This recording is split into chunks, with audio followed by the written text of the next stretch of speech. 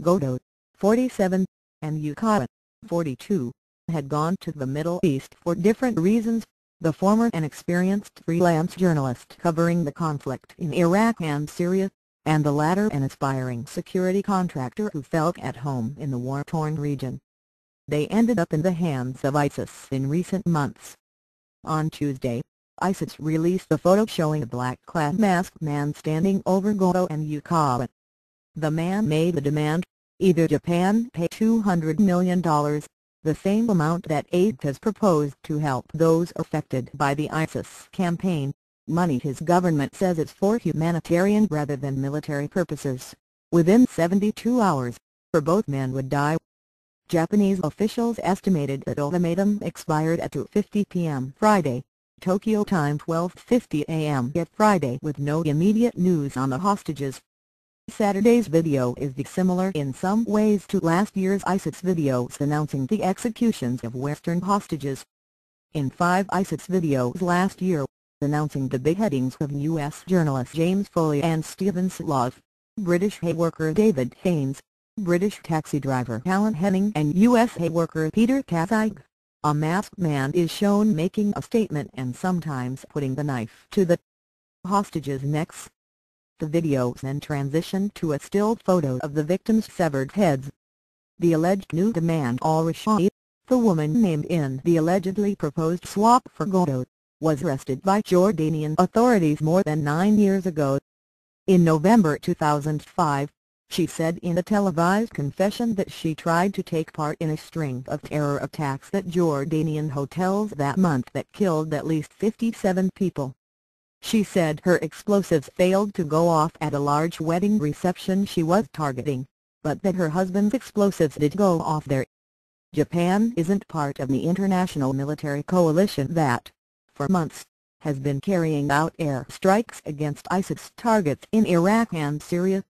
Its post-World War II constitution forbids the use of Japanese military forces for any purpose besides self-defense. But Tokyo is allied with the United States and others leading this military campaign. And Japanese officials are offering help related to the ongoing unrest, though they insist those millions of dollars would go toward things like helping refugees, not killing ISIS militants. ISIS wasn't swayed. In Tuesday's video demanding ransom, a masked man holding a knife stood over the kneeling Goto and Yukawa, and said that aid willingly volunteered to take part in this crusade against ISIS. A spokesman for the terror group, according to Japanese broadcaster NHK, wouldn't comment this week on whether his group has been in touch with the Japanese government, something that officials in Tokyo had said they were trying to arrange. He said he was aware that Japan said it wasn't involved militarily and called the Japanese infidels for fighting with the coalition. The question of ransom: Japanese officials had said they would not yield to threats, but they would do everything they could to secure the hostages' safe release. Would that mean paying ransom? Officials weren't saying, at least directly, though aid did call ISIS demand unacceptable this week. Leading Japanese news organizations reported, citing unidentified government sources, that Goto's wife received an email in December from someone demanding $8 million to $16 million for her husband's return. The government was trying to confirm if that email came from ISIS, the reports said. If so, it could indicate the militant group was willing to accept a smaller ransom than the $200 million it had publicly demanded. Japanese citizens have been taken hostage before. Some have been released. But what Japan hasn't done is advertise whether it has ever paid ransom, lest it encourage more kidnappings and bad guy fundraising schemes. It's not clear whether paying would have mattered. ISIS doesn't have representatives or go-betweens everywhere who could solicit such a deal. Nor does it have a reputation for morality and trustworthiness, so there's no telling if it would have taken the money and killed anyway. And the fact the group publicly asked for $200 million, the figure well above other ransom demands, raised the prospect that it was never serious about negotiating. Veteran journalist wanted to tell Syrian stories. While there are certainly geopolitical implications, this story is also about 2 men and the families they've left behind. As the apparent deadline approached, Goto's mother begged for her son's life. To all members of ISIS, Kenji is not the enemy of ISIS. Please release him, the mother, Junko Ichido, said Friday. I have been just crying for the last 3 days, filled with sadness. Words fail to describe how I feel. Kenji always has been a kind person ever since he was little. He was always saying, I want to save the lives of children in war zones. Her son had been a journalist for years, contributing to NHK and other Japanese news organizations. Goto covered big stories, hoping that by telling them, he could make a difference.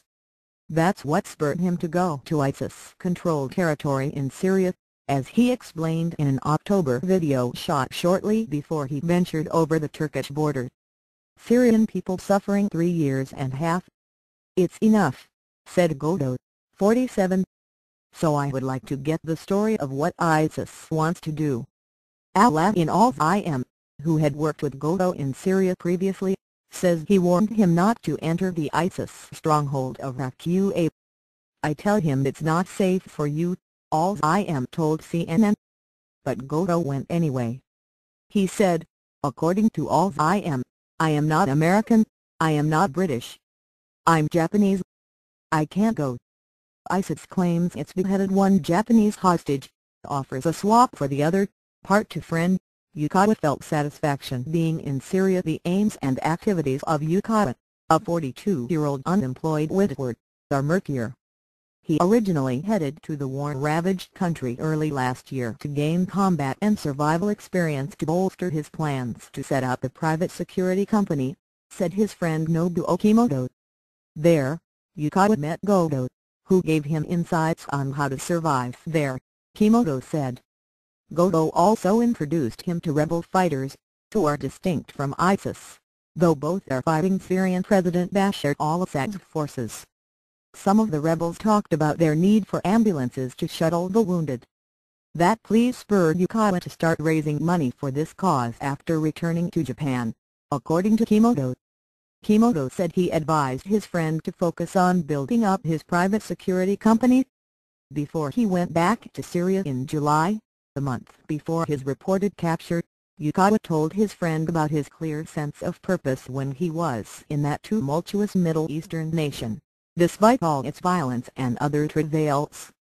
I felt a chill when he said, after returning home, that he felt in Syria he was really living a life, Kimoto said. He seems to have felt satisfaction being there and living together with the locals.